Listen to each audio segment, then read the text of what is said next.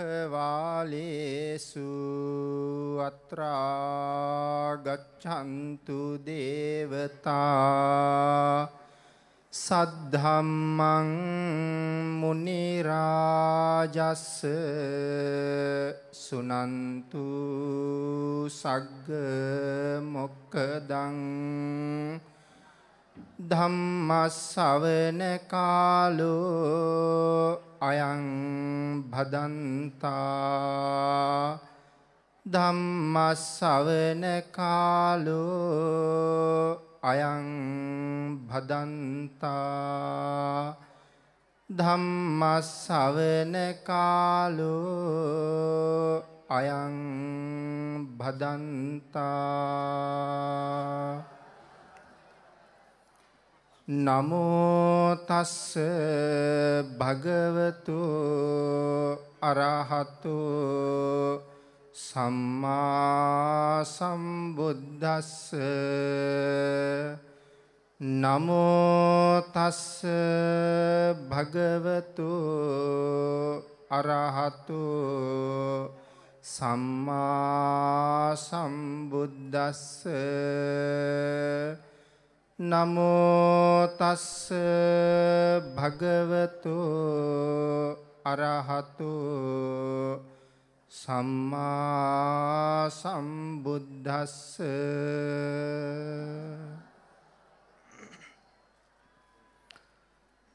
අතිපූජනීය මහා සංඝරත්නයන් අවසරයි සද්ධර්ම ශ්‍රාවක කාරුණික ගුණගරුක බෞද්ධ පින්නතුනි බොහෝම ශ්‍රද්ධාවෙන් යුක්තව මේ විශාල පිරිසක් මේ ඓතිහාසික වූ බුද්ධ භූමියට එකතු පාදා වෙලා ඊයේ පටන් මහා පිංකම් රාශියකට සහ සම්බන්ධ වෙමින් මහත් වූ කුසල් අත්පත් කර ගනිමින් මහත් වූ දානමය පින්කම් සිදු කරමින් කටයුතු කරන මොහොතක තථාගතයන් වහන්සේ විසින් දේශනා කොට වදාළ අති උතුම් ශ්‍රී සද්ධර්මයේද ශ්‍රවණය කරමින් ධර්ම ශ්‍රවණානිසංසයත් ධර්මයට ආරාධනා කරමින් ධර්ම දානානිසංසයත් සිදු කරමින් කටයුතු කරන මොහොතක් තථාගතයන් වහන්සේ විසින් දේශනා කොට වදාළ අති උතුම් ශ්‍රී සද්ධර්මය ලෝකයාට දානය කරවීම මෙච්චරක් මෙපමණක් කියලා ආනිසංස සඳහන් කළ නොහැකි මහ උතුම්ම දානමය පින්කම බවයි ධර්මයේ උගන්වා වදාළේ. භාග්‍යවතුන් වහන්සේගේ ශ්‍රී මුඛ ධාතුවෙන් දේශනා කොට වදාලා යම් කෙනෙක් දැහැත් වට්ටියක් පිළිගන්වලා ස්වාමීනි ධර්ම දේශනාවක් පවත්වන්න කියලා ආරාධනාවක් කළොත් ලැබෙන ආනිසංස ප්‍රමාණය මහා කල්ප 8ක් හැටියට ඒ අති දීර්ඝ කාලයක් මේ අවස්ථාවේ විශාල පිරිසක් සද්ධර්ම ශ්‍රවණය කරන නිසා ධර්ම ප්‍රීතිය වඩා වර්ධනය වීම සඳහා ඊ타ත්ම කෙටියෙන් එය සිහිපත් කළොත් භාග්‍යවතුන් වහන්සේ දේශනා කරනවා මේ මහා කල්පය මහා කල්පයක් තුල අන්තර් කල්ප කියන පුංචි පුංචි කල්ප 256ක් තියෙන බව අභිධර්ම පිටකයට ලියවෙන අට කතාවේ පැහැදිලි කරනවා මේ එක අන්තර් කල්පයක් තුල දවස් 365 මනුස්ස වර්ෂ කීයක් තියෙනවද යන බව.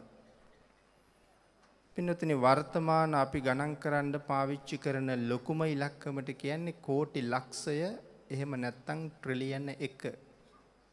එය ලියන්න පාවිච්චි කරන ඉලක්කම් ගණන 1.12යි. අතීතයේ ගණන් කරපු ලොකුම ඉලක්කම සඳහන් කළේ අසංඛ්‍ය කියලා. එය ලියන්න පාවිච්චි කරපු ඉලක්කම් ගාන 1.140යි. මෙන්න මේ ගණනට තමයි අසංඛ්‍ය කියලා කියන්නේ. එහෙමනම් අට කතාවයි පැහැදිලි කරනවා අන්තර් කල්පයක් තුල තියෙන මනුස්ස වර්ෂ ප්‍රමාණය අසංඛ්‍ය 1.140 ඒවා 86,40,000ක් කියලා. එවන් අන්තර්කල්ප 256ක් තියෙනවා එක මහා කල්පයකට. එවන් මහා කල්ප 8කට ආනිසංස ලැබෙනවා. දහත් වට්ටියක් පිළිගන්වලා ස්වාමීනි ධර්ම දේශනාවක් සිදු කරන්න කියලා ආරාධනාවක් කරාම සබ්බ දානං ධම්ම දානං ජිනාති කියන මේ උතුම් බණපදය පුංචි කාලේ ඉඳලා අපි දැනගෙන හිටියා. නමුත් ඒ බණපදයේ මොනතරම් ගැඹුරුද මේ කාරණාව නැවත නැවත මෙනෙහි කළොත් ඔබට එය හොඳටම දැනෙනවා. පින්නතුනි බණ අහන ඔබට මනා වූ ශ්‍රද්ධාවෙන් සද්ධර්ම ශ්‍රවණය කළොත් මහත් වූ බලාපොරොත්තුවකින් සද්ධර්ම ශ්‍රවණය කළොත් ලැබෙන ආනිසංස ප්‍රමාණය මහා කල්ප 9යි කියලා භාග්‍යවතුන් වහන්සේ දේශනා කළා. එහෙමනම් අද මේ මළුවේ ඉන්න අය තථාගතයන් වහන්සේ දේශනා කරපු විදිහටම සද්ධර්ම ශ්‍රවණය කළොත් මහා කල්ප 9ක ආනිසංස ලැබෙනවා එක දේශනාවක් ශ්‍රවණය කිරීමෙන්. තථාගතයන් වහන්සේගේ දේශනාව මහත් වූ බලාපොරොත්තුවකින් යුක්තව බණ අහන්න කියන දේශනාවයි. ඒ කාරණාව පැහැදිලි කරන්නේ අනීවරණ කියන තථාගත දේශනාවේ. මොකද්ද මේ මහත් වූ බලාපොරොත්තුව? මේ ධර්ම දේශනාව ශ්‍රවණය කරන අතරතුරදීම මාගේ පංච නීවරණ ධර්මයන් යටපත් වේවා.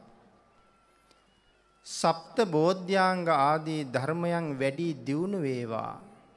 මේ දේශනාව අතරතුරදීම මට උතුම් මාර්ගඵලයක් අවබෝධ වේවා කියන චේතනාවෙන් බණ අහමු. මියගිය ඥාතිවරුන්ට පින් අනුමෝදන් කරාම ඒගොල්ලෝ අපෙන් පින් ගන්න පුළුවන් තැනක ඉපදිලා ඉන්නවා නම් ඒ අයට ලැබෙන ආනිසංස ප්‍රමාණය මහා කල්ප 1යි.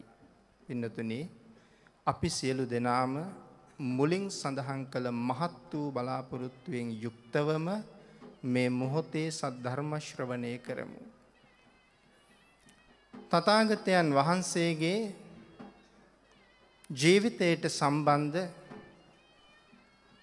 මේ උතුම් පුණ්‍ය භූමිය පින්නතුනි මේ පුණ්‍ය භූමිය ඉතා පූජනීය භූමියක්. එය පරම පූජනීයයි කියලා කිව්වොත් ඒට එහා වචනයක් අපට නැති නිසා මේ ලෝකේ මිනිස්සු වෙලා ඉපදුනේ මහත් වූ පින් කරපු නිසා. ಜಾති ભેදයක්, ආගම් ભેදයක්, කුල ભેදයක්, ගෝත්‍ර ભેදයක් නැහැ. ලෝකේ බොහෝ ආගම් තියෙනවා. නමුත් අද කුමන ආගමේ වුවත් මිනිසුන් හැටියට ජීවත් වෙන සියලු දෙනාම සංසාරේ දවසක මහා විශාල පින්කමක් කළා. අන්නේ ඒ පින්කමේ ප්‍රතිඵලයක් හැටියටයි මනුස්ස ජීවිතය ලැබුණේ. මොන පින්කම කරලාද මිනිස් ජීවිතය ලැබෙන්නේ?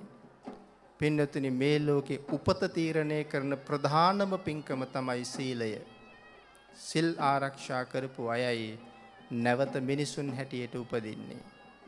මුළු ලෝකෙම ඉන්න මිනිස්සු ඒ සිල් ආරක්ෂා කරපු නිසයි මනුස්ස ජීවිත ලැබුවේ. හැබැයි මං කියන්න හදන්නේ 100% සිල් රැකලා නම් ලෝකේ හැමතැනම මනුස්ස ජීවිත ලැබුවේ. මේ ලංකා භූමියේ මනුස්ස ජීවිතයක් ලැබලා උපදින්න 100% සිල් රකින්න ඕනේ. ඒ තරම් පරම පූජනීය මේ භූමිය එසේ මෙසේ සීලයක් රැකලා උපතක් ලබන්න පුළුවන් පුණ්‍යවන්ත භූමියක් නම් නොවන නිසා. නමුත් ඔබ මා ඒ පරම භාග්‍ය ලබා ගත්තාය. මේ මහා භද්‍ර කල්පයට පහළ වෙන සම්මා සම්බුදුරජාණන් වහන්සේලා සිව් නමක් පහළ වී හමාරයි. පින්නතුනි මේ සිව් නමම මේ දිවයිනට වැඩි එක ඉතාම ආශ්චර්ය කාරණාවක්. මේ මහා භද්‍ර කල්පයේ මුලින්ම පහළ වෙන කකුසඳ බුදුරජාණන් වහන්සේ මේ දිවයිනට උන්වහන්සේ වැඩම කළා. උන්වහන්සේගේ සිරිපතුලෙන් මේ දිවයින පරම පූජනීය භූමියක් බවට පත් කළා පමණක් නෙවෙයි, ඔබ මේ වාඩි වෙලා ඉන්න පුණ්‍ය භූමිය, මේ වාඩි වෙලා ඉන්න මළුවට කකුසඳ බුදු පියාණන් වහන්සේ ශ්‍රේපාද ධාතුව තබලා වැඩම කළා කියන එක ඉතාම ආශ්චර්යයි. උන්වහන්සේ වඩින්න දවසේ මේ දීපය හැඳින්වුවේ ඔජ දීපය කියලා. මේ ප්‍රදේශයේ හැඳින්වුවේ අභයපුරය කියලා. අද මහමෙවුනා උයන එදා හැඳින්වුවේ මහා තීර්ථ වනය කියලා. මේ කකුසඳ බුදු පියාණන් වහන්සේගේ කාලේ. දෙවැනියට පහළ වුණ බුදු පියාණන් වහන්සේ කොණාගම බුදු පියාණන් වහන්සේ මේ දීපයට වඩින කාලේ මේ දීපය හඳුන්වලා තියෙන්නේ මණ්ඩ මානකපුරය කියලා. දීපය හඳුන්වලා තියෙන්නේ වරදීපය කියලා. අනුරාධපුරය හඳුන්වලා තියෙන්නේ මණ්ඩ මානකපුරය කියලා. එදාට මහා අනෝම වන කියන නමින් තමයි මහමෙවුනා උයන හඳුන්වලා තියෙන්නේ. අනෝම වනය. පින්නතනේ තුන්වෙනි බුදු පියාණන් වහන්සේ කාශ්‍යප බුදු පියාණන් වහන්සේ. කාශ්‍යප බුදු පියාණන් වහන්සේ වඩින කාලේ මේ දිවයින මණ්ඩදීප කියන නමින් හඳුන්වලා තියෙනවා. අනුරාධපුරය විශාලාපුර කියන නමින් හඳුන්වලා තියෙනවා. මහමෙවුනා උයන මහා සාගර උයන කියන නමින් හඳුන්වලා තියෙනවා. අපේ ගෞතම තථාගතයන් වහන්සේ වඩින කාලේ මේ දීපය ලංකාදීප, මේ ප්‍රදේශය අනුරාධපුර, මේ භූමිය මහමෙවුනා උයනම තමයි. එමනම් උන්වහන්සේගේ පාද ස්පර්ශයෙන් මේ ස්ථානයට උන්වහන්සේ වැඩම කොට වදාලා. දීපංකර දස බලයන් වහන්සේගෙන් නියත විවරණ අරගෙන මහා කල්ප අසංඛ්‍ය 4,01,000ක් සංසාරේ අනන්ත දුක් විඳා. දීපංකර බුදු පියාණන් වහන්සේගෙන් වචන දෙකක් අහලා නිවන් දකින්න උන්වහන්සේට ඉඩ තිබුණා. දීපංකර බුදු පියාණන් වහන්සේ බණපද දෙකක් දේශනා කරලා තුන්වෙනි බණපදයේ දේශනා කරන්න කලින් සුමේද තාපසතුමාට රහත් වෙන්න තරම් පින් තියෙනවා මේ වෙලාවේ. නමුත් බණපද දෙකකින් නිවන ලබා ගන්න තියෙන අති උත්තමයන් වහන්සේ එතනින් නිවන් නොලබා මහා කල්ප අසංඛ්‍ය 4,01,000ක් සංසාරයට දුක් විඳින්න බැහැගන්නේ ඔබටයි මටයි තියෙන අනන්ත අනුකම්පාව නිසා. සංසාර චක්‍රයේ දුක් විඳින්නා වූ සසර සත්වයා මේ සංසාර දුකෙන් එතර කරවීමේ පුදුමාකාර දයානුකම්පාවෙන් උන්වහන්සේ සංසාරයට බැහැගත්තේ. කෙසේ වෙතත් සාරා සංඛ්‍ය කල්ප ලක්ෂයක් පෙරම්දන් සම්පූර්ණ කරලා අන්තිම උපත වෙස්සන්තර මහරජතුමා හැටියට අන්තිම මනුෂ්‍ය උපත ලැබුවේ. වෙස්සන්තර මහරජතුමා තමන්ගේ ජීවිතයේ නිමා වෙනවත් සමගම දිව්‍ය ලෝක අතර තියෙන ඉතා විශිෂ්ටතම දිව්‍ය ලෝකයක් හැටියට සැලකෙන හතරවෙනි දිව්‍ය ලෝකය තුසිතපුරේ තමයි පහළ වෙන්නේ.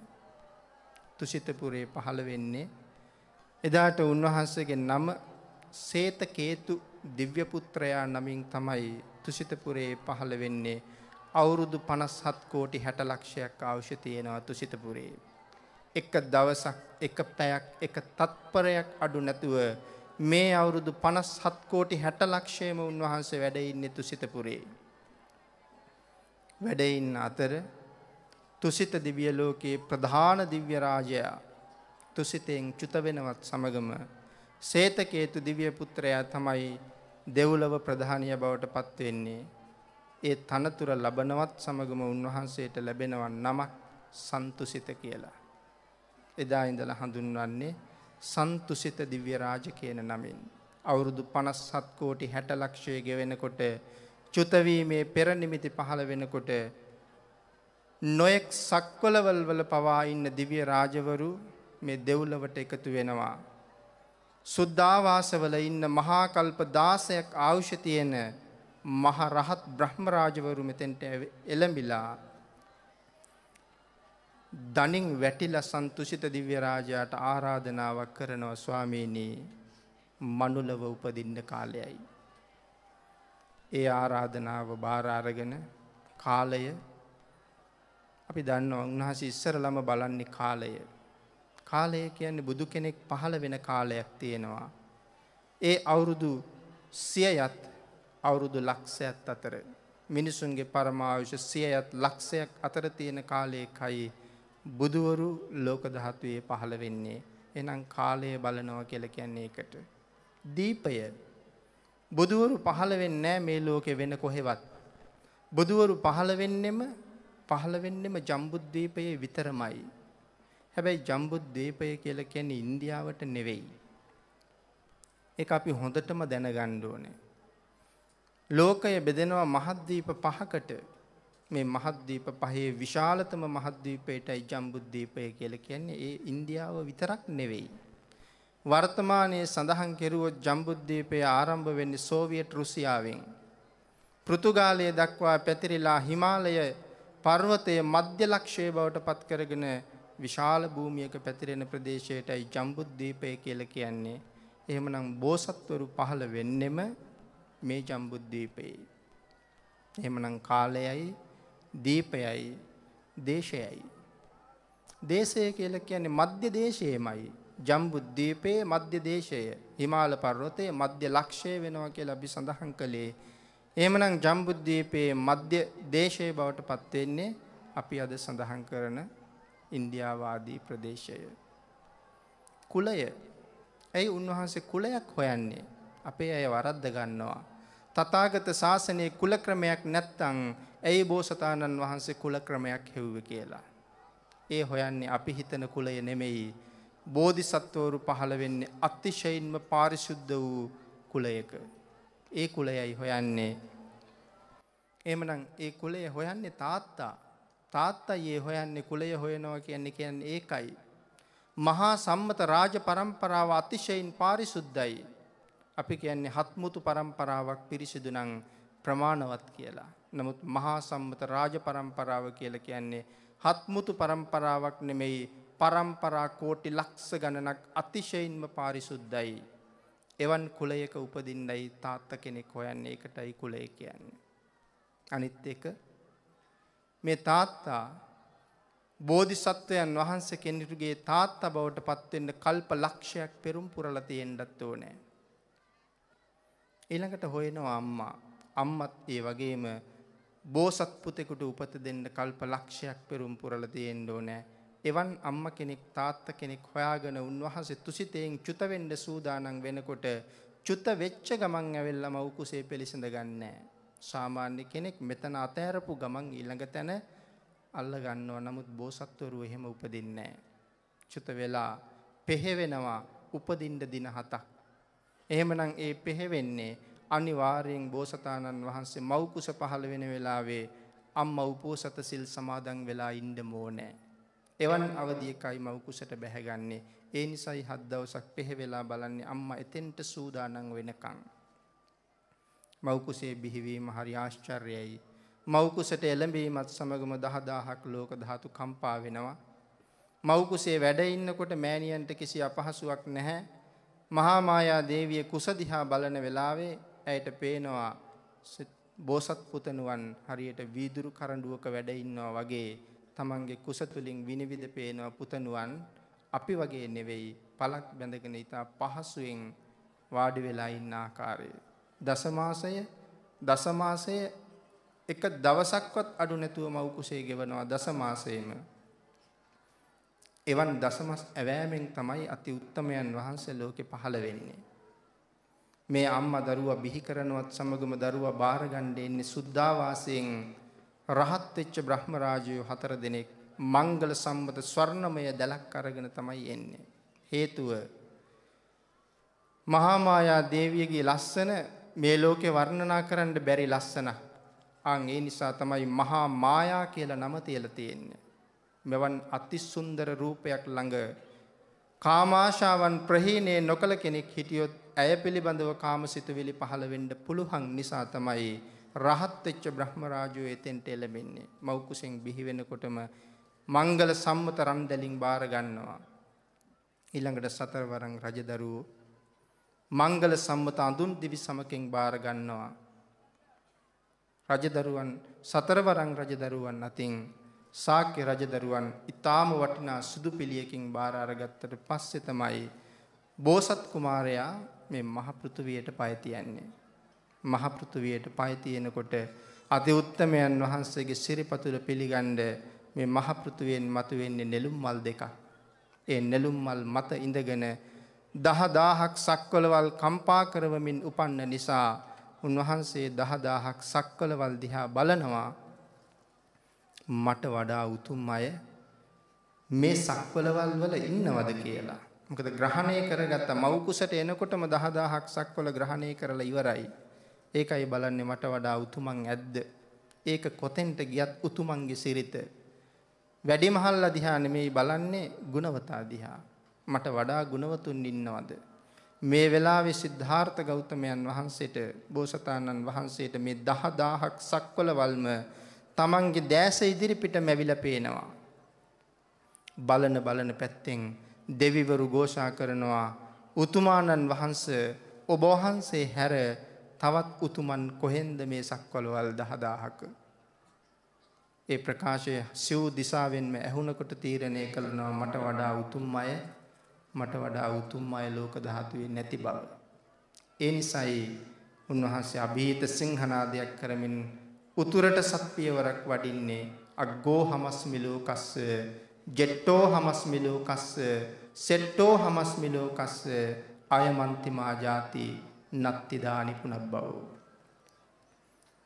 මෙලව එහෙම උපදින අති උත්තමයන් වහන්සේ අවුරුදු 29ක් ගිහි කාමභෝගී ජීවිතයක් ගත කරලා අවුරුදු 29න් අබිනිෂ්ක්‍රමණය කරලා අවුරුදු 35න් සම්මා සම්බුද්ධත්වයට පත් වෙලා ප්‍රතිවේද චක්‍රයත් ධර්ම චක්‍රයත් කියන දෙක මේ ලෝකයට පවත්වනවා. ප්‍රතිවේද චක්‍රය කියලා කියන්නේ සම්මා සම්බුද්ධත්වයේ සාක්ෂාත් කිරීම. දේශනා චක්‍රය බරණැස ඉසිපතනේදී මංගල ධර්ම දේශනාව. එහෙමනම් අපි සඳහන් කරන ධර්ම චක්‍රය ආකාර දෙකයි, ප්‍රතිවේද චක්‍රයයි දේශනා චක්‍රයයි. මේක චක්‍රයක්.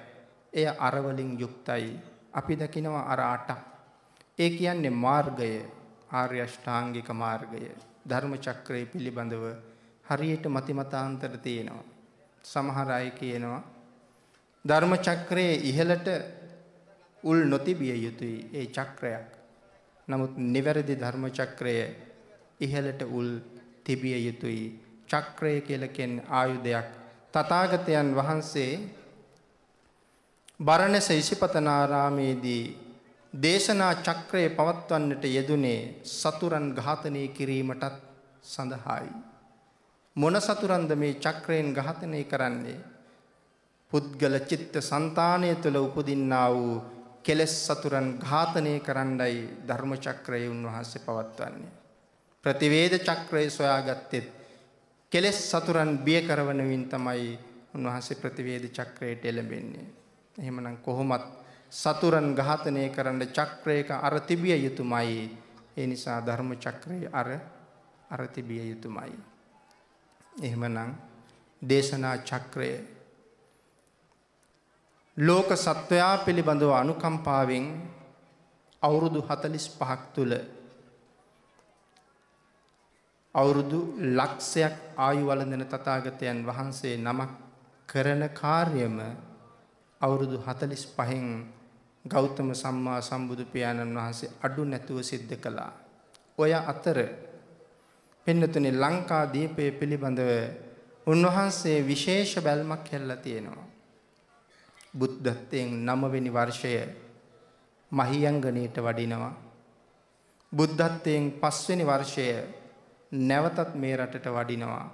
බුද්ධත්වයෙන් 8 වෙනි වර්ෂය 3 වෙනි වතාවට මණ්‍යක්කිත නාරජුගේ ආරාධනාවට ස්වාමීනි අපින් දානයක් වළඳන්න කියලා කරන ආරාධනාව පිළි අරගෙන ඒ ආරාධනාවත් සමග තමයි 3 වෙනි වතාවේ ලංකාවට වැඩම කරන්නේ. බුද්ධත්වයෙන් 8 වෙනි වර්ෂය කොහොමත් අපේ තථාගතයන් වහන්සේ බුද්ධත්වයෙන් 8 වෙනි වර්ෂයේ ලෝක සත්‍යය පිළිබඳව කරන්න තියෙන සියල්ල කරලා ඉවර කළා. අපි වගේ ජීවිතේ අග්ගිස්සට යනකම් බුදුවරු ඉන්නේ නැහැ කල යුතු දේ කරන්න. බුද්ධත්වයෙන් 8 වෙනි වර්ෂයේ ලෝක සත්‍යය වෙනුවෙන් කල යුතු සියල්ල නිමා කළා.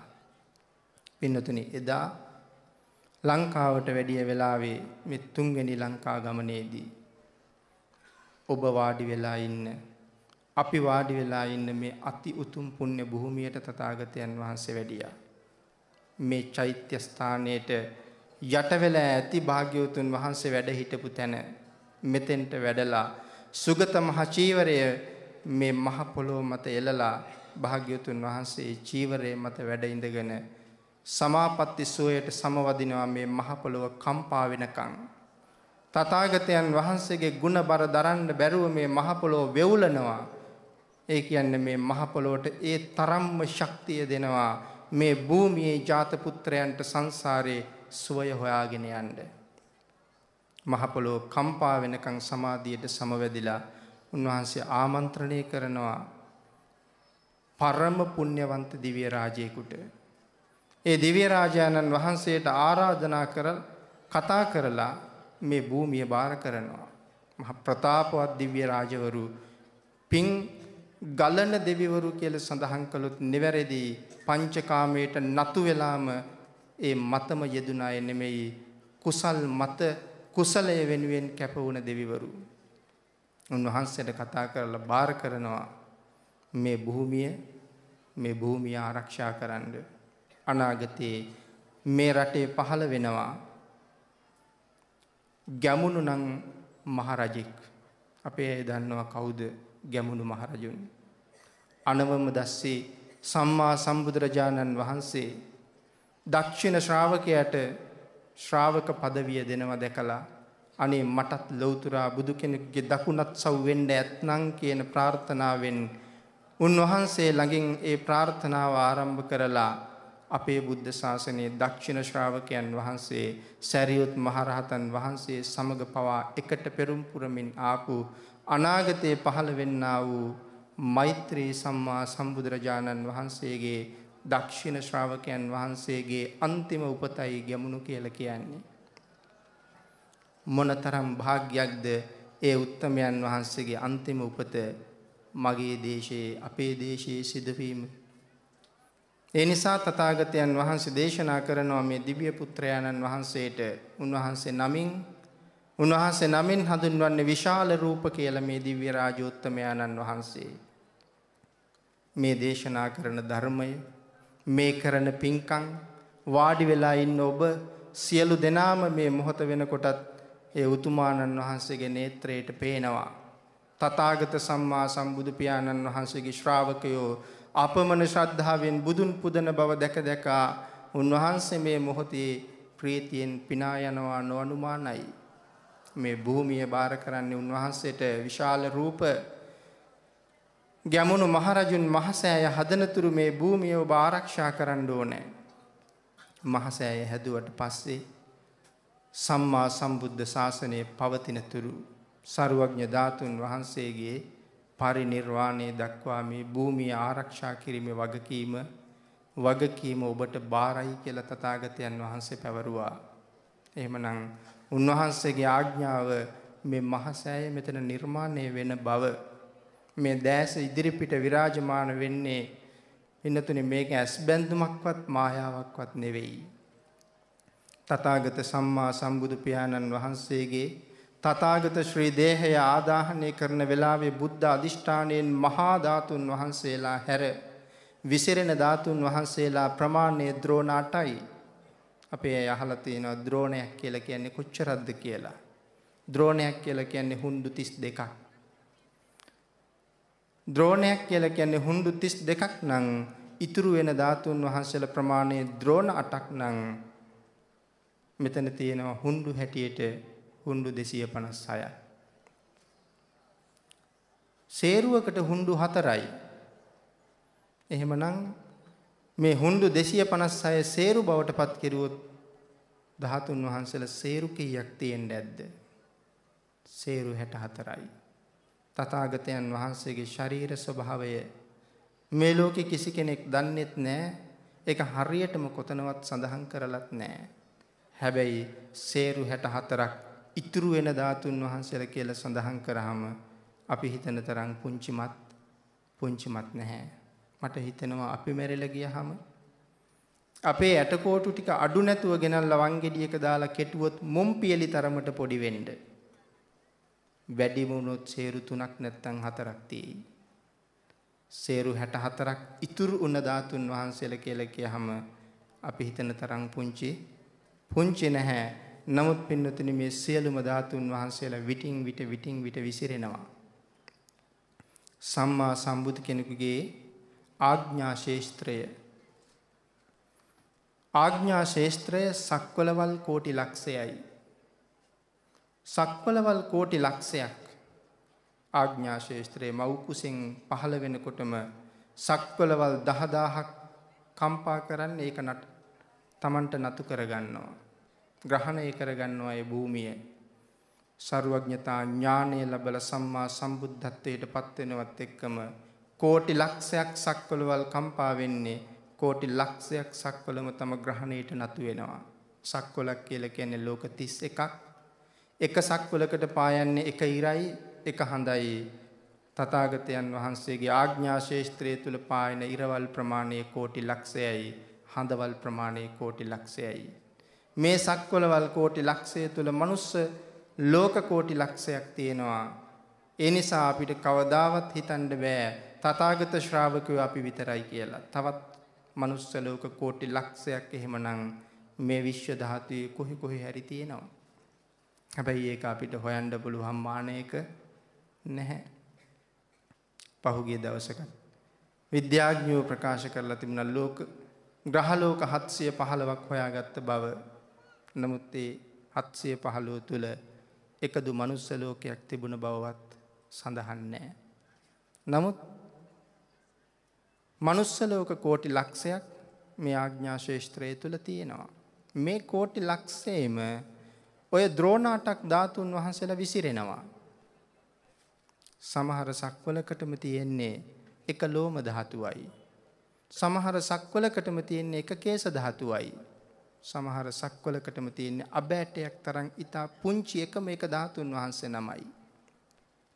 මේ කෝටි ලක්ෂයක් සක්වලේ ද්‍රෝණයක් ධාතුන් වහන්සේලා වැඩ ඉන්න සෑයක් නම් කොහෙවත්ම නැහැ.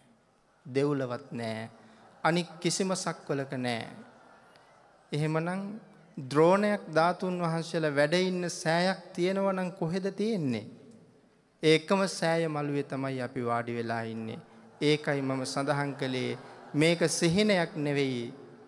මේක ඇස්බැඳුමක් නෙවෙයි කියලා. මේ කෝටි ලක්ෂයක් සක්වලට ඉරවල් කෝටි ලක්ෂයක් හඳවල් කෝටි ලක්ෂයක් පායන භූමියට ප්‍රදේශයට තියෙන එකම මහසෑය තමයි මේ. පින්වතුනි අපේ වාග්ය අපි තාම දන්නේ නැහැ අපේ වටිනාකම. දෙව්ලොව ගිහිල්ලා සලුමිනි සෑය, සිළුමිනි සෑය, චූලාමණි සෑය වඳින්න අපි ප්‍රාර්ථනා කරනකොට මං හිතනවා අපි හැර කෝටි ලක්ෂයක් සක්වලක දෙවි මිනිසුන්ගේ එකම ප්‍රාර්ථනාව ලංකා භූමියට ඇවිල්ලා මහසෑය වැඳගන්න. ඒක ඒගොල්ලන්ගේ පැතුම.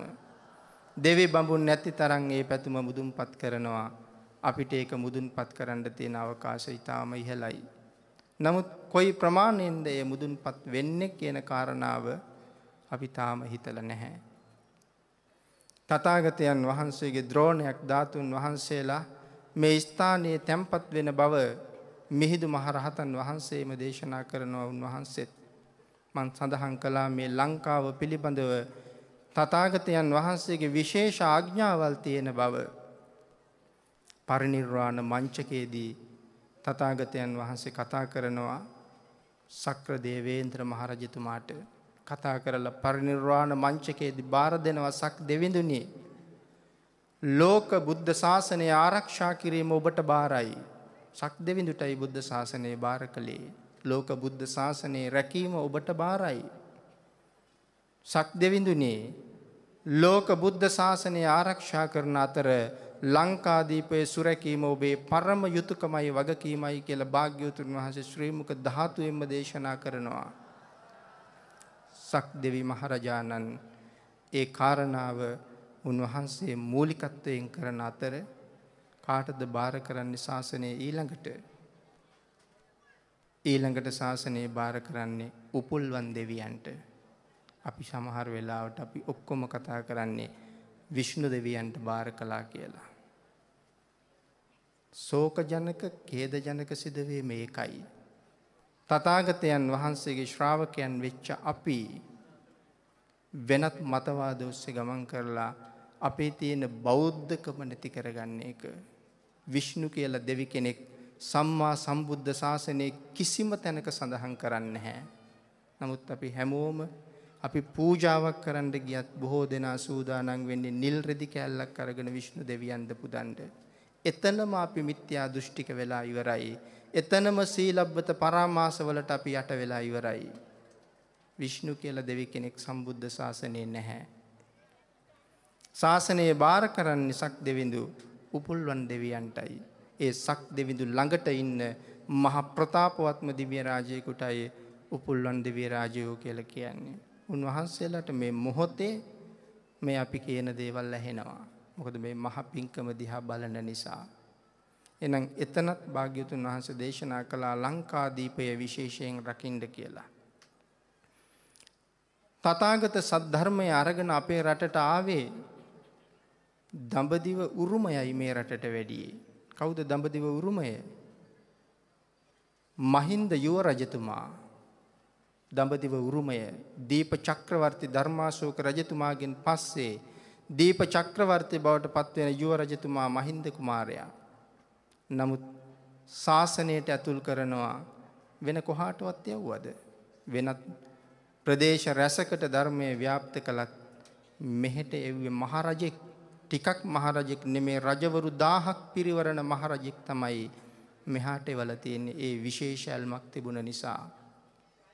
එහෙමනම් ඒ මහරජාණන් අපේ රටට පැමිණෙන්නේ තථාගත ශාසනයේ මහරජෙක් හැටියට.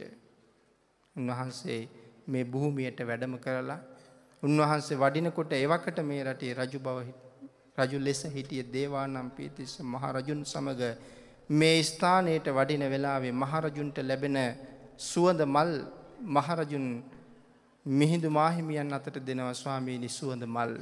මිහිඳු මහරහතන් වහන්සේ මේ භූමියේ ඒ සපු මල් ටික තැම්පත් කරනකොට මේ භූමිය දෙබෑ වෙලා පුපුරලා ඉරි තැලෙනවා.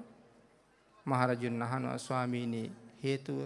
මහරජතුමනි, තථාගතයන් වහන්සේ යම් දවසක සුගත මහ චීවරයේ මේ බිම එලාගෙන මෙතන වැඩ ඉඳලා තියෙන බවට සාධකයක් මේ තියෙන්නේ.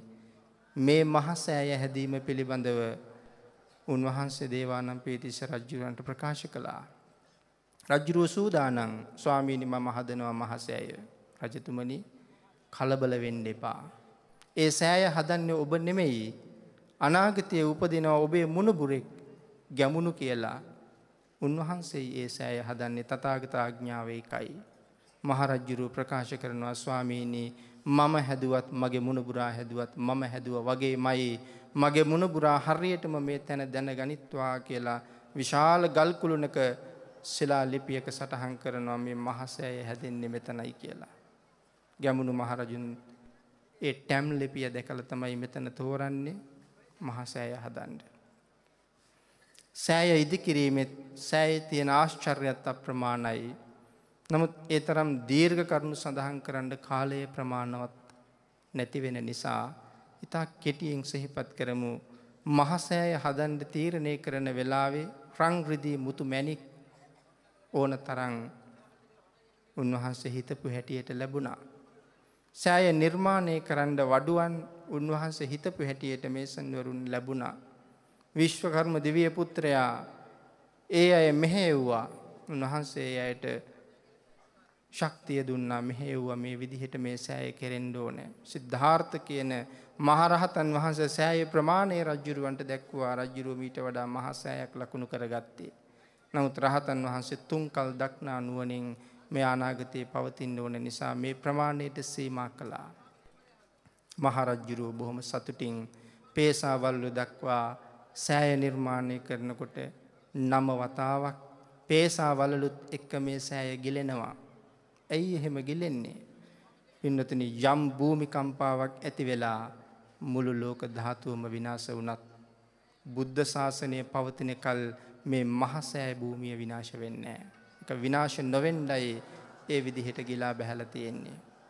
සෑය නිර්මාණය කරනකොට ආශ්චර්ය රාශියක් සිද්ධ වෙනවා අප්‍රමාණයි. කෙසේ වෙතත් සෑය තුල ධාතුන් වහන්සේලා තැන්පත් කරන්න සියලුම කටයුතු සංවිධානය කරලා රහතන් වහන්සේට මතක් කරනවා ස්වාමීනි මහසෑය ධාතුන් වහන්සේලා තැන්පත් කරමු. කොහෙද ධාතුන් වහන්සේලා තියෙන්නේ? නාග ලෝකේ. කවුද නාග ලෝකෙන් ධාතුන් වහන්සේලා ගෙනෙන්නේ? 16 හැවිරිදි සෝනුත්තර කියන රහත් සාමණේර ස්වාමීන් වහන්සේ තමයි මහරහතන් වහන්සේගේ උපදේශ පරිදි නාලෝට වැඩම කරලා මංජරී කියන නාග භවනයේ නාරජ්ජුරුවන්ගේ කුස තුල තියෙන ධාතු කරඬුව අරගෙන මේ ස්ථානයට වැඩම කරන්නේ. ධාතු ගර්භයේ වැඩ ඉවරයි. ධාතු ගර්භය සකස් කරලා තියෙන්නේ අද හැටියට හිතුවොත් මේ තුන් මහල් පේසාවලල්ලෙන් ඉහළයි ධාතු ගර්භය තියෙන්නේ. මහරහතන් වහන්සේලා මේඝවර්ණ ගල් මේඝවර්ණ කියලා සඳහන් කරනවා ධර්මයේ. ගල් පතුරු රියන් 80ක් දිග ගල් පතුරු, රියන් 8ක් උස ගල් පතුරු. රියන් 80යි නම් අඩි 120යි, රියන් 8යි නම් අඩි 12ක් උසයි. මෙවන් විශේෂ ගල් 6ක්, ගල් තල, ගල් පතුරු 6ක් උන්වහන්සේලා අරන් එනවා. සමහර තැනක හිමාලයන් කියලා සඳහන් කරනවා. සමහර තැනක උතුරු කුරු දෙවයිනෙන් කියලා සඳහන් කරනවා. මේ ගල් පතුරු 6 ගෙනල්ලා ධාතු ගර්භය සකස් කරනවා. පතුලට එක ගලයි, බිත්ති 4යි, පියනට එක ගලයි. මේ ටික තැම්පත් කරලා ධාතු කරඬුව හිසේ තියාගෙන මහරජාණන් මේ භූමියට පැමිණෙන විට තැම්පත් කරන්න ආසන්න වෙනකොට රජුගේ හිසෙන් අහසට වඩින දා කරඬුව අහස තුල විවෘත වී තථාගතයන් වහන්සේගේ ශ්‍රී දේහය නිර්මාණය වෙනවා. තථාගත ආඥාවට අනුව ධාතුන් වහන්සේලාගෙන් සවනක් ගන බුදුරැස් විහිදෙන දෙතිස් මහා පුරුෂ ලක්ෂණයෙන් යුක්ත තථාගතයන් වහන්සේ මේ ගුවන් තලයේ පින්නතුනි තථාගත කෙනෙකුගේ ආශ්චර්යමත්ම ප්‍රාතිහාර්ය දක්වනවා. ඒ යමක මහා ප්‍රාතිහාර්යයි. යමක මහා ප්‍රාතිහාර්ය දක්වන වෙලාවේ එය දැකලා නිවන් අවබෝධ කරන රහත් භාවයට පත් වෙන පිරිස කෝටි 12ක් කියලා සඳහන් කරනවා. මේ මිනිසුන් සහ දෙවියන්. සෝවාන් සකදාගාමි අනාගාමි කියන මගඵලලාභීන් මෙච්චරයි කියලා සීමාවක් නැහැ. රහත් වෙච්ච අයයි කෝටි 12ක් හැටියට සඳහන් කරන්නේ. එහෙමනම් ඒ ප්‍රාතිහාර දක්වලා ධාතුන් වහන්සේ නැවත කරඬුවට වැඩම කරලා රජුවතට ලැබෙනකොට මහරජාණන් මේ ඇතුලේ සකස් කරලා තියෙන ධාතු ගර්භය තුල අඩි 120ක් දිග, අඩි 12ක් උස විශාල ශාලාවක් සෑය තුල තියෙන්නේ. අඩි 120ක් දිගයි ඒ ශාලාව. භාග්‍යවතුන් වහන්සේට රත්තරන් ඇඳක්, සයනයක් ඒ ධාතු ගර්භය තුල තියෙනවා. ධාතුන් වහන්සේ සයනය තුල තැන්පත් කරලා අදිෂ්ඨාන කරනවා ස්වාමීනි ජීවමාන සංඥාවෙන් එදා පරිනිර්වාණ මංචකයේ කෙසේ සැතපුනේද මගේ තථාගතයන් වහන්සේ මා සැදූ ආසනය තුල එසේම සැතපෙනසේක්වා කියලා කරපු ආරාධනාව සමග භාග්‍යවතුන් වහන්සේගේ ශ්‍රී දේහය මේ ධාතුන් වහන්සේලාගෙන් නිර්මාණය වෙලා මේ මහසෑය තුල වැඩ ඉන්නවා සැතපීලා. තාමත් ෂඩ්වර්ණ රශ්මිය මහසෑය ඇතුලේ ඒ විදිහටම විහිදෙනවා. එන්නතුනේ කොහොමද වැඩ ඉන්නේ? අපි මහසෑය වඳින ගාථාවක් තියෙනවා. මේ සදහැවතුන් හැමෝටම පාඩම්. සයින්සු යස්මින් සුගතස්ස ධාතු නිම්මාය රන්සුජ්ජල බුද්ධ රූපං. නිම්මාය රන්සුජ්ජල බුද්ධ රූපං නිර්මාණය වුණාහ තථාගතයන් වහන්සේගේ ස්වර්ණ වර්ණ වූ තථාගත ශ්‍රී දේහය. සයින්සු කියලා කියන්නේ පාලියෙන් සයති කියන්නේ නිදනවට. සයින්සු නිදාගත්තාහ අතීත පදය.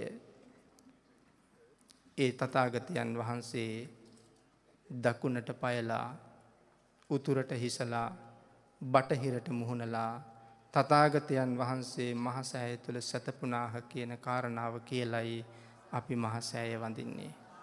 ජීවමාන සංඥාවක් අරන් වඳින්න හැම වෙලාවෙම මේ මහසෑයේ කුලියට වැඩ කරපු අය පවා මේ වෙලාවේ ඉන්නේ දෙව්ලොව කියලා දෙව්ලොව වඩින මහරහතන් වහන්සේලා සඳහන් කරනවා. මහසෑයට උපස්ථාන කරපු හැමෝම ඉන්නේ දෙව්ලොව. දිව්‍යාංගනාවන් දෙදෙනෙක් එක මොහොතක මේ සෑය ළඟට ඇවිල්ලා සෑය වඳිනවා. මුළු මහමෙවුනා උජනම එළියයි.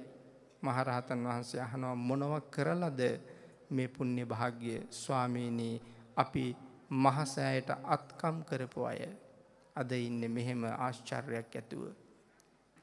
ඔබ හදන මල් ටික ඔබ ගේන පූජාව ජීවමාන සංඥාවෙන් වැඩ ඉන්නේ මගේ බුදු පියාණන් වහන්සේ කියන සංඥාවෙන් මහසෑයට පූජා කරන්න. බටහිරට මුහුණලයි සැතපෙන්නේ ලෝක ධාතුවේ බටහිරට මුහුණලා සැතපෙන එකම තැන මේ මහසෑය විතරයි. ඔබ බටහිරට පසුපස හරවලා මහසෑය දිහා බලලා වඳින්න තථාගතයන් වහන්සේගේ සිරි සම්බුදු මුව මඩලයි මට පේන්නේ කියන සංඥාවෙන් වන්දනා කරලා අපරිමිත කුසල් රැස් කරන්න. පින්නොතන මේ මළුවට ආපු කිසි දවසක තථාගතයන් වහන්සේට පිටු පාණ්ඩ එපා. අපි ඒ කාරණාව හොඳටම හිතන්න ඕනේ. තථාගතයන් වහන්සේ වැඩ ඉන්නේ ඔබ ළඟ. කිසි දවසක පිටු පාණ්ඩ එපා තථාගතයන් වහන්සේට. අපි පිටු පාලා ඉන්න බව දෙවි බඹුන් දකිනවා. උන්වහන්සේලා කොහොම ඉවසයිද කියලා හිතෙනවා අපි එහෙම හිටියොත්. අපමණ ශ්‍රද්ධාවෙන් අපමණ ගෞරවයෙන් ඔබ මේ මළුවට එන්න. බාතිකාබේ රජුරු පුදුම ශ්‍රද්ධාවකින් මේ මහසෑයට පූජා කරපු තව එක රජෙක්. එතුමා එක වෙලාවක මහසෑය සමම්පිච්ච මලින් වැහුවා. හිතන්න අපි සමම්පිච්ච මල් දැකලා තියෙනවා. පුළුවන්ද මේ මහසෑය සමම්පිච්ච මලින් වහන්න? මොන ආශ්චර්යයක්ද මොන භාග්‍යයක්ද මොන ශ්‍රද්ධාවක්ද මොන වීරයක්ද ධර්මයේ සඳහන් කරන තුම් මහල් පේසා වලල් ඉඳලා කොත් කැරල්ල දක්වාම සමම්පිච්ච මලින් වහන්නේ. විශාල සමම්පිච්ච උයනක් වවලා ගබඩාවේ තියෙන රත් හඳුන් ගෙනල්ලා ගල ගාලා කුඩු කරලා ඒ රත් හඳුන් වලින් සුවඳ තලපයක් හදලා අඟල් 4ක සුවඳ තට්ටුවක් මුළු මහ සෑයම ආලේප කරනවා. ඒක බොල් තට්ටුවක්. තාම සිනිදුයි. සමන් මල් නෙලලා අර තට්ටුව තුල මල් නටුවෙන් එන එන තමයි මල් රඳවලා තියෙන්නේ. තාම ඉහළයි යදා තාක්ෂණයේ අපිට වඩා ඒ සියලුම මල් පරණ වෙන්න රජ්ජුරුව පැන් ඉහළ තියෙනවා. සමන් මල් වලට මහ වතුරක් ඉහින්න බෑනේ. පොඩි වෙනවා. ඊතා සෙවුම් ජල දහරා සමන් මල් වලට ඉහින්න ඕනේ. රුවන් වැලි සෑ පිරිවන මිදුලේ මහ පොකුණක් තියෙනවා අපි ඔක්කොම දන්නවා. මේ පොකුණ 2000ට කලින් තිබුණා ඒ වුණාට වතුර තිබුණේ නැහැ. 2000න් පස්සේ තමයි පුරාවිද්‍යා දෙපාර්තමේන්තුවෙන් මේ පොකුණ සුද්ධ කළේ. පොකුණ සුද්ධ කරනකොට කවුරුත් බලාපොරොත්තු නොවිච්ච විදිහට බසවක් කුලමෙන් වතුර එනවා මේ පොකුණට. බසවක් කුලමේ වතුර තියෙනකන් මේ පොකුණ හින්දෙන්නේ නැහැ. මේ බටහිර වාසල් දොරටුවෙන් ඔබ එහාට බැහැලා ගියොත් එහා පැත්තේ තියෙනවා තව පොකුණක්. බසවක් කුලමේ වතුර ඒ පොකුණටත් යටින් තියෙන උමම් මාර්ගෙන් එනවා. බාතිකාබේ රජුරෝ ජල මෝටර දෙකක් යොදලා අතිසියුම් ජල ධාරා මහසෑය දෙපැත්තෙන් විහිදවලා තියෙන මේ පොකුණු දෙකෙන් එතුමා ඒ සඳහා නෙමවපු පොකුණු දෙකයි ඔය දැක ගන්න තියෙන්නේ. නම් අවස්ථා දෙකක මහසෑය සමන් මලින් වහලා ජල පූජාවක් එතුමා කළා. සුවඳ තලපකින් උන්වහන්සේ මහසෑය පූජා කළා. එක වෙලාවක උපවාසයක් කරනවා. මට මහසෑය ධාතු ගර්භයේ දකින්න ඕනේ. ඒ කාරණාව කතාව හරි දිගයි. එහෙම නැත්නම් මම මහසෑය මළුවේ මැරෙනවා. ඒකයි තීරණය. සක් දෙවිඳුගේ ආසනය උණුනා මෙතුමා මැරෙනවමයි කියලා.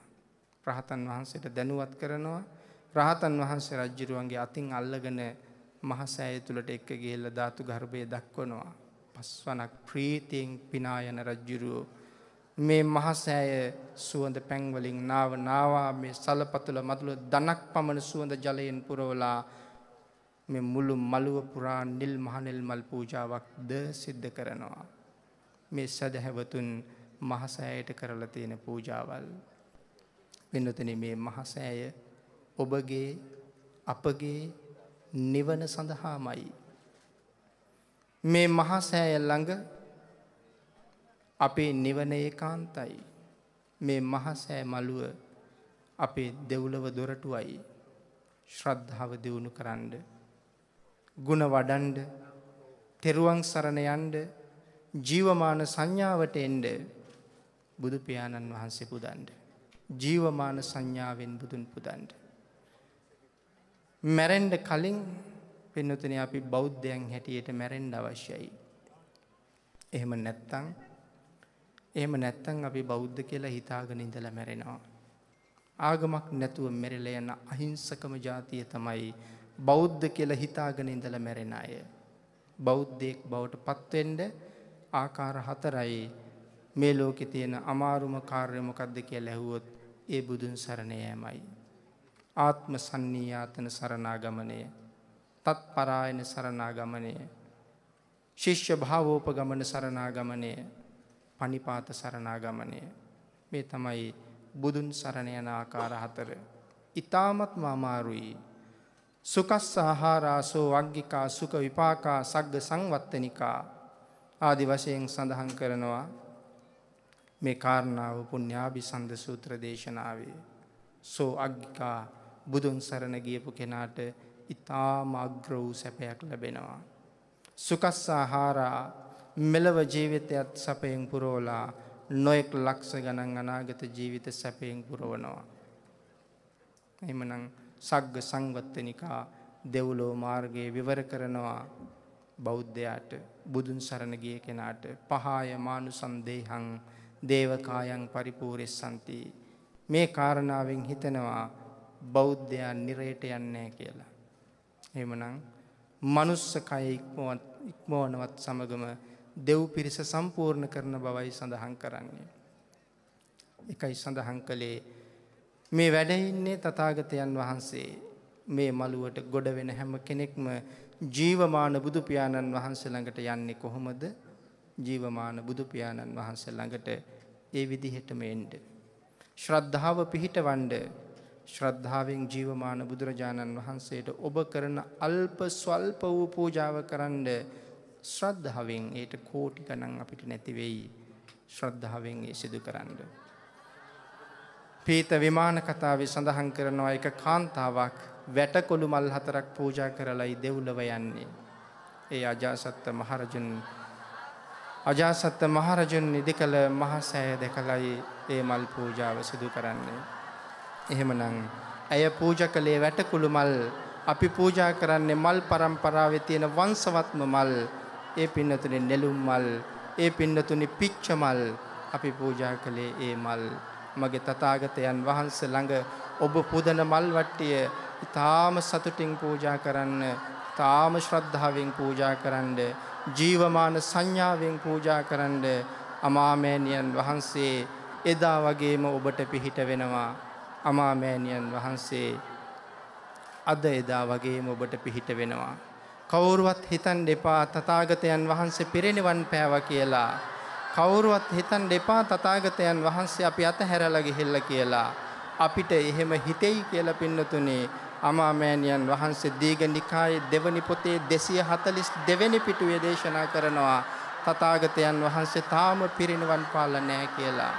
එහෙනම් ඔබගේ නිවන වෙනුවෙන්, අපගේ නිවන වෙනුවෙන් මේ අති උත්තමයන් වහන්සේ තාමත් අපිව ආරක්ෂා කරමින් වැඩ ඉන්නවා. තථාගත සම්මා සම්බුදු පියාණෙනි, ඔබ වහන්සේ සරණ යාම මගේ පරම යුතුයකමයි. ඔබ වහන්සේ සරණ යාම මගේ පරම භාග්‍යයයි. ඔබ වහන්සේට මාගේ ජීවිතය පූජා වේවා. ඔබ වහන්සේට මාගේ ප්‍රාණය පූජා වේවා. ඔබ වහන්සේ ළඟ මගේ ජීවිතය මල් පිටක්, මල් පියල්ලක් බවට පත් වේවා. අමාමෑණියන් වහන්සේ මාගේ ජීවිතෙන් ඔබ වහන්සේ පුදනවා කියන සංඥාවෙන් ආත්ම සන්නියාතන සරණාගමණයෙන් බුදු පියාණන් වහන්සේ සරණ යමු. පින්නතුනි, දෙවෙනි කාරණාව තත්පරායන සරණාගමණය. බුද්ධං සරණං ගච්ඡාමි. පින්නතුනි, සිල් ගන්න කලින් කියන වාක්‍යයක් නෙමෙයි බුද්ධං සරණං ගච්ඡාමි කියලා කියන්නේ. බුද්ධං සරණං ගච්ඡාමි කියලා කියන්නේ දිවුරුම් ප්‍රකාශයක්.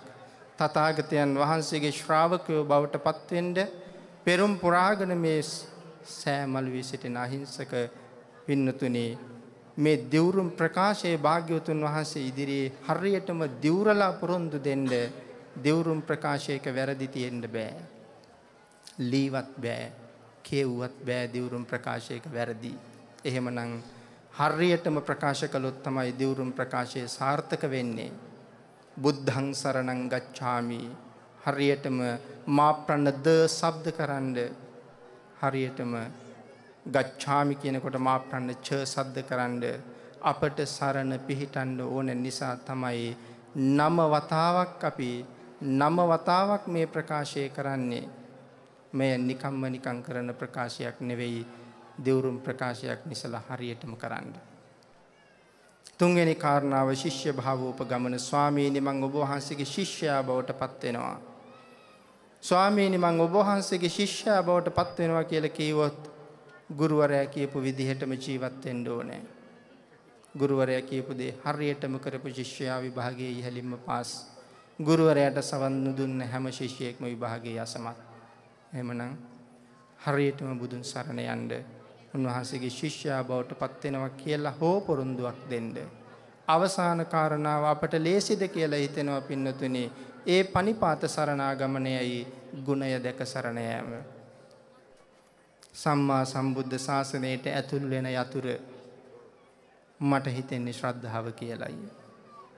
එහෙම නැත්නම් සම්බුද්ධ ශාසනයේ නැමැති මේ ආශ්චර්යමත් ලෝකයට පිවිසෙන්නවත් පුළුවන්කමක් නැහැ ශ්‍රද්ධාව කියන යතුරු අතේ නැත්නම්. ඒ යතුරු අරගෙන ඇවිල්ලා මේ ශාසනයට ඇතුල් වෙන්න. බුදු පියාණන් වහන්සේ කොතනවත් අපට දේශනා කළේ නැහැ මුලින්ම ප්‍රඥාව පුරන්න කියලා. භාග්‍යවතුන් වහන්සේ මුලින්ම දේශනා කළේ මුලින්ම ශ්‍රද්ධාව දියුණු කරන්න. සද්ධාය තරති ඕගං ආලෝක යක්ෂයා අහනවා ස්වාමීනි මේ ඕඝය තරණය කරන පළවෙනි නැව මොකද්ද? සද්ධාය තරති යෝගං. සංසාරේ නැමැති ඕඝය තරණය කරන පළවෙනි නැව ශ්‍රද්ධාවයි. ඔබට ශ්‍රද්ධාව අවශ්‍යයි සම්බුද්ධ ශාසනයට ඇතුල් වෙන්න. පින්තුනි ශ්‍රද්ධාවන්ත වෙන්න. ඒ තුල සීලවන්ත වෙන්න. ඒ තුල ප්‍රඥාව දියුණු කරන්න උත්සාහ කරන්න.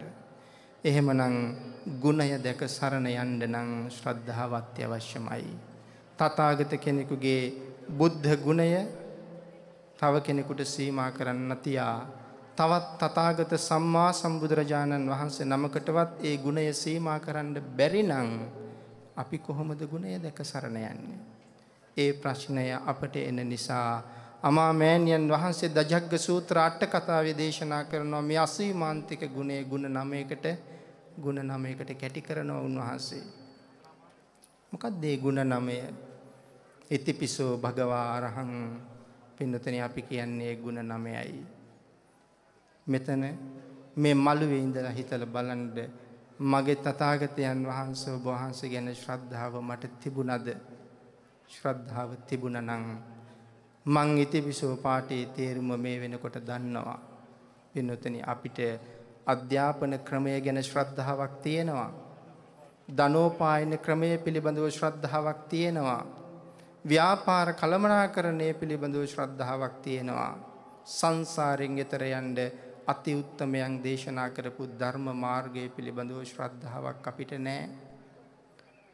එහෙම ශ්‍රද්ධාව තිබුණා නම් මේ මළුවේ වාඩි වෙලා ඉන්න සියලු දෙනාම තථාගතයන් වහන්සේගේ ගුණ 9 විස්තර වශයෙන් කියලා බුදු පියාණන් වහන්සේට වන්දනා කරන අය වෙනවා. සමහර වෙලාවට ඔබ උපාධි 2ක් 3ක් 4ක් පාස් කරලා ඉන්නේ. මේ රටෙත් පාස් වෙලා විදේශ රටවලත් ගිහිල්ලා පාස් වෙලා ඉන්නේ. වෛද්‍ය විද්‍යාව පාස් වුණා. ඉංජිනේරු විද්‍යාව පාස් වුණා. ජීව විද්‍යාව, භූගෝල විද්‍යාව වෙනත් තියෙන මේ හැම විෂයක්ම ඔබ පාස් කළා.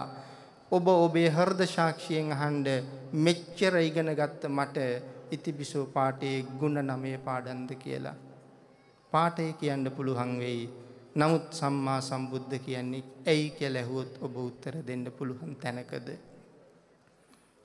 භගවා කියන්නේ ඇයි කියලා ඇහුවොත් ඔබ එතනද? අරහං කියන්නේ ඇයි කියලා ඇහුවොත් ඔබ එතනද? ඔබ හෘද සාක්ෂියෙන් අහන්න මම එතනද? මේ අතේ උත්තමයන් වහන්සේ අපි වෙනුවෙන් විඳපු දුක්ඛන්දරාව සීමාවක් තියනවද? මුලින් සඳහන් කළා දීපංකර දසබලයන් වහන්සේගෙන් නියත විවරණ ලබාගත් වෙලාවේ බණපද 2යි ඕනේ උනේ නිවන් දකින්න කියලා. හෘද සාක්ෂිය කතා කරන්න ඇති සුමේද. උඹ කෝටි ගාණක් බඩගින්නේ අඬන දරුවන්ගේ අම්මා කෙනෙක්. උන් බඩගින්නේ අඬනකොට උඹට පුළුවන්ද තනියම කෑම කන්න? උන් සංසාරේ දුක් විඳිනකොට සුමේද උඹට පුළුවන්ද තනියම නිවන් හොයන්න? බැරි නිසායි උන්වහන්සේ සංසාරයට බැස්සේ. මහා කල්ප අසංඛ්‍ය 4යි ලක්ෂ එකක් මේ සංසාරයට දුක් විඳින්න බැස්සේ නිසා. විඳපු දුක්ඛන්දරාවක සීමාවක් නැහැ.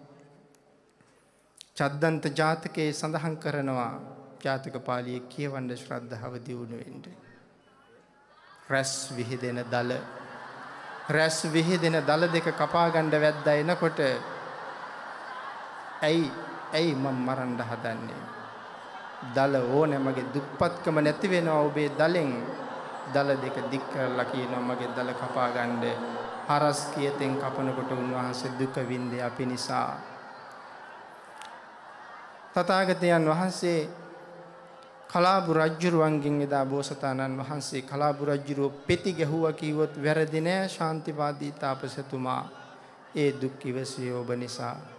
දරුවෝ දන් දුන්නේ වෙස්සන්තර රජුරුව නිතරක් නෙමෙයි නොයෙක් ලක්ෂ කෝටි ගණන් ආත්මවල මේ සම්මා සම්බුද්ධත්වයේ පතාගෙන දරු පැටව් දන් දුන්නාති උත්තමයන් වහන්සේ. සමහර ආත්මවල දරුවෝ ගණ්ඩාවේ යක්ෂයෙක් තාත්තගේ මූණ දිහා බලාගෙන හුරතල් දරු පැටවුගේ කකුල් දෙකෙන් කාගෙන යනකොට දරු පැටවු දෙන්න මොනවන් නොකියලා අඬන්න ඇද්ද?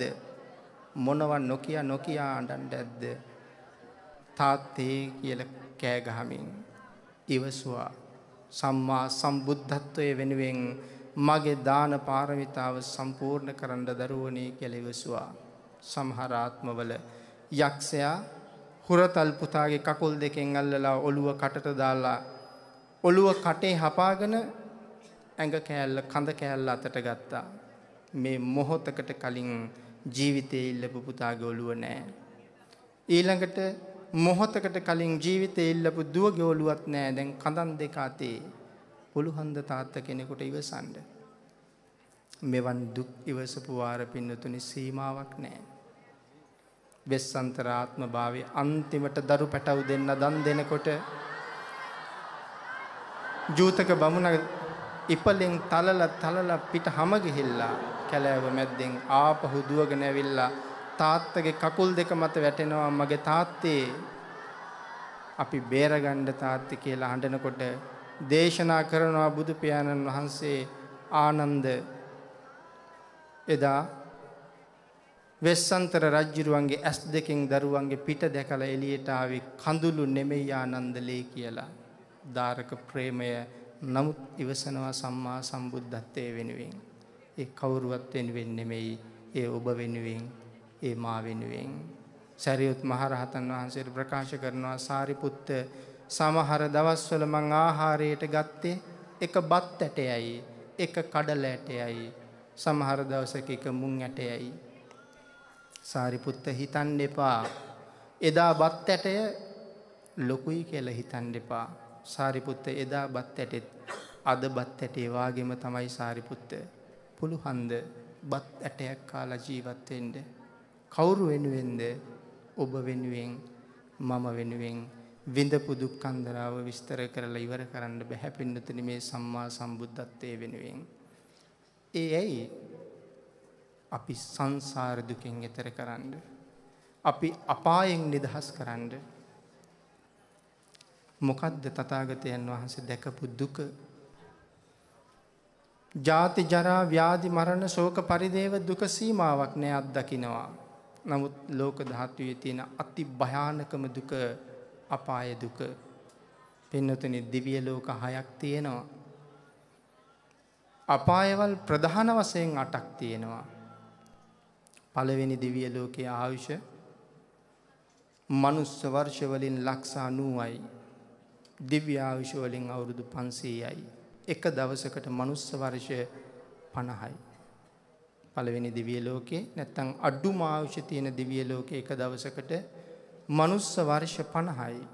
පින්නතුනි අඩුම ආයුෂ තියෙන අපාය සංජීවයේ එක දවසකට මනුස්ස වර්ෂ ලක්ෂ 9යි කියලා ධර්මයේ පැහැදිලිවම දේශනා කරනවා. මේ අපායක දුක. දෙවනි අපාය තාවතින්සය එක දවසකට මනුෂ්‍ය වර්ෂ 100යි. පින්නතුනි දෙවනි අපාය තාවතින්සේ ආයුෂ මනුෂ්‍ය වර්ෂ වලින් 3 කෝටි 60 ලක්ෂයයි. දෙවැනි අපාය කාල සූත්‍රය එක දවසකට මනුෂ්‍ය වර්ෂ ලක්ෂ 36යි. තුන්වෙනි දිව්‍ය ලෝකයේ එක දවසකට මනුෂ්‍ය වර්ෂ 200යි. මුළු ආයු කාලය 14 කෝටි 40 ලක්ෂයයි. තුන්වෙනි අපාය සංඝාතය එක දවසකට මනුෂ්‍ය වර්ෂය 1 කෝටි 44 ලක්ෂයයි. හතරවෙනි අපාය තුසිතය මනුෂ්‍ය වර්ෂ 400ක් එක දවසකට ආයුෂයි. මුළු ආයු කාලය අවුරුදු 57 කෝටි 60 ලක්ෂයයි.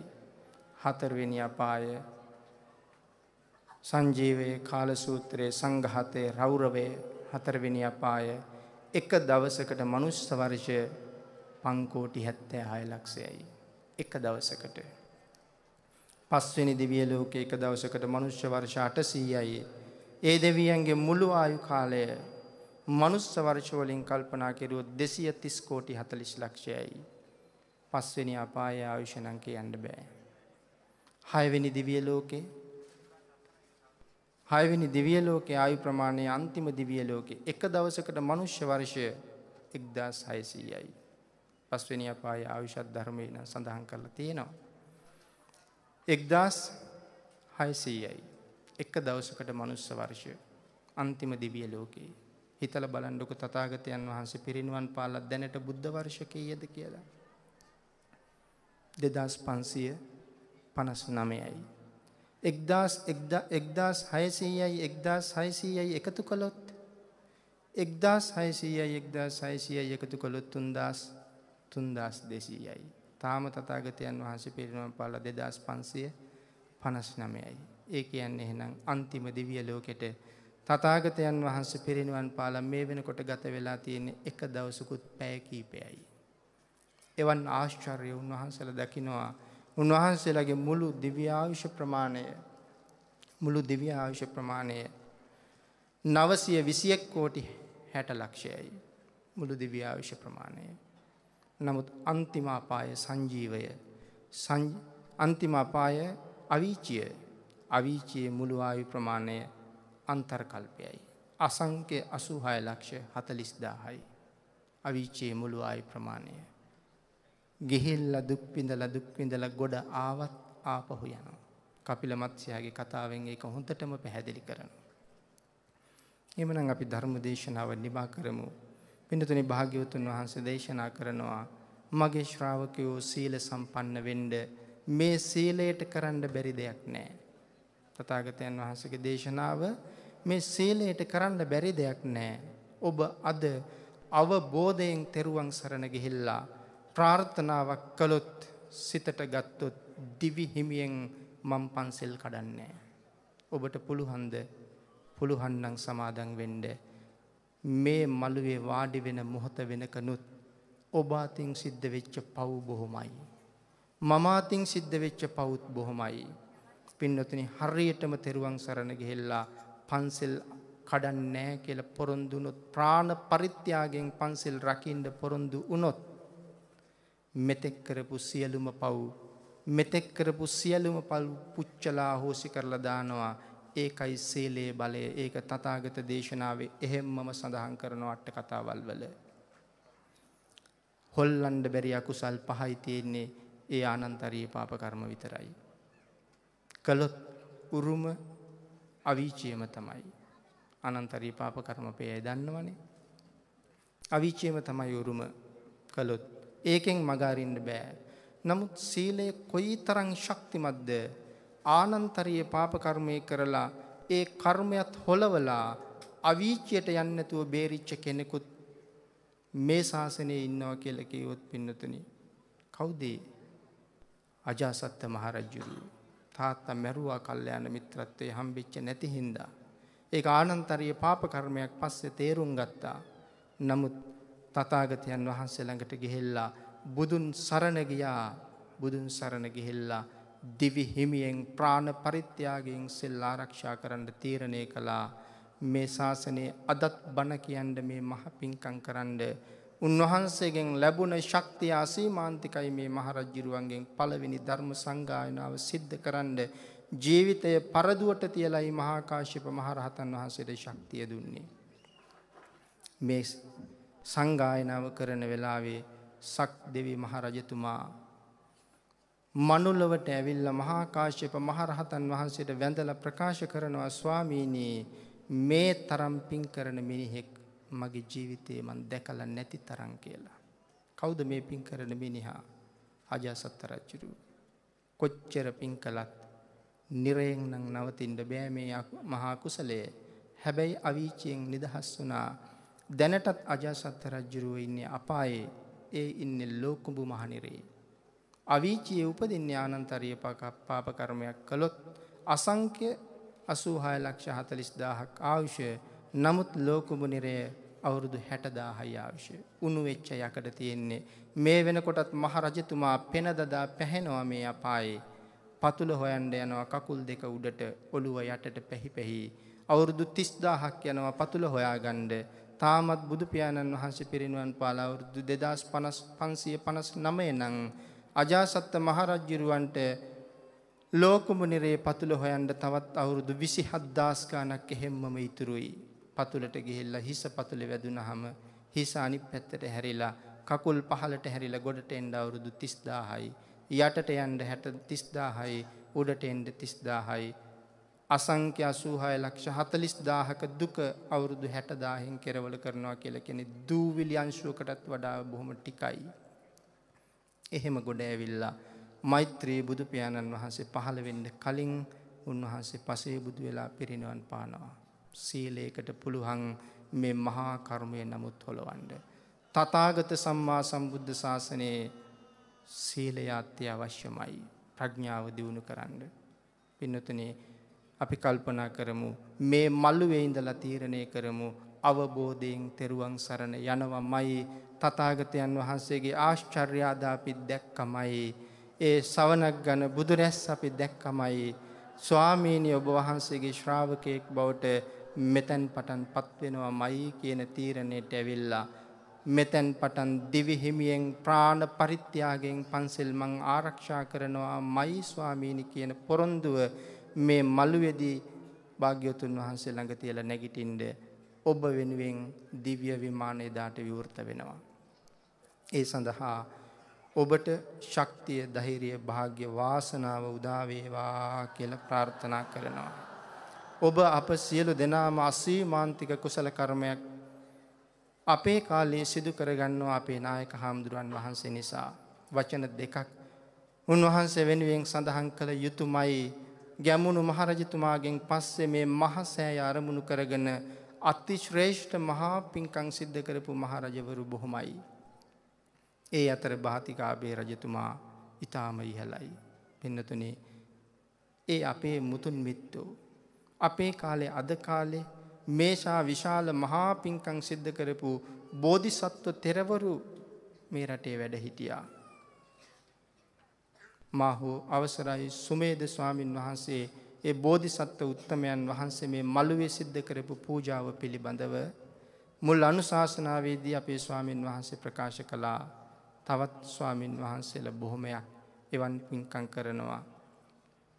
මේ මෑත කාලේ අපි සම්බන්ධ කරගෙන අවසරයි අපේ දරණාගම කුසල ධම්ම නායක ස්වාමින් වහන්සේ මේ වාගේ මහා ශ්‍රේෂ්ඨ පූජා අසදෘශ මහා පින්කම් 8ම ස්ථානයේම ආරමුණු කරගෙන උන්වහන්සේ තීරණය කළා මේ සැරේ පින්කම සිදු කරන්න. මොකද ඒ හැම තැනක්ම ආලෝකමත් කරලා පින්කම් කරන්න අවශ්‍යයි. පින්කම සම්පූර්ණ කරලා පින්කම කරන්න උන්වහන්සේ ධර්මයට අනුව තීරණය කළා. ඒ නිසයි අපි සියලු දෙනා අතුරු සිදුරු නැතුව මහසෑ මළුවේ මේ මහා පිංකම සිදු කරගන්න අද අවස්ථාව ලබා ගත්තේ. එහෙනම් ආශ්චර්යමත් වූ මහසෑය, කෝටි ලක්ෂයක් සක්වලට තියෙන එකම මහසෑය අපගේ නිවන් දොරටුව අභියස අපිව තැම්පත් කරලා අපිට කුසල් රැස් කරලා දෙන්න උන්වහන්සේට ශක්තියක් තියෙනවා. එහෙමනම් අපි රැස් කරගන්න සියලුම කුසල් ස්වාමීනි ඔබ වහන්සේට අනුමෝදන් වේවා. මේ ලංකා බුද්ධ ශාසනය තවත් ජීවමාන කරවන්න අපි වාගේ සදහැවතුන්ගේ සදහැසිත සදහැයෙන් පුරවන්න මහා පිංකම් කරන්න ඔබ වහන්සේට තවත් ශක්තිය, ධෛර්යය, වාග්ය, වාසනාව උදා වේවා කියලා ආශිර්වාද කරමු. උන්වහන්සේලා පෙන්වන මේ උතුම් මාර්ගයත් එක්ක මෙතෙන් පටන් මෙවක් පටන් නිවන සඳහාම යොමු වුණ, සුගතිය සඳහාම යොමු වුණ ජීවිතයක් ගතකරන්න උතුම් රත්නත්‍රයේ සරණ යන්න අපි සියලු දෙනාට ශක්තිය, ධෛර්යය, වාග්ය, වාසනාව උදා වේවා කියලා ප්‍රාර්ථනා කරමු. ඔබ වෙනුවෙන් මෙම ධර්ම දේශනාව සිදු කරන්න දායකත්වය ලබා දෙන දායක පින්වත් පිරිස අංක 156 මීගමුව පාර කඳාන ලිපිනේ පදිංචි එම්.ඩී. ප්‍රියංගනී මහත්මිය විසින් එතුමියගේ උතුම් ප්‍රාර්ථනා කීපයක් තියෙනවා. පරලොව සැපත් දෙමව්පියන්ට නිවන් සුව ප්‍රාර්ථනා කිරීම, මව ඇලන් සේරසිංහ මාතාවට පින් අනුමෝදන් කිරීමත්,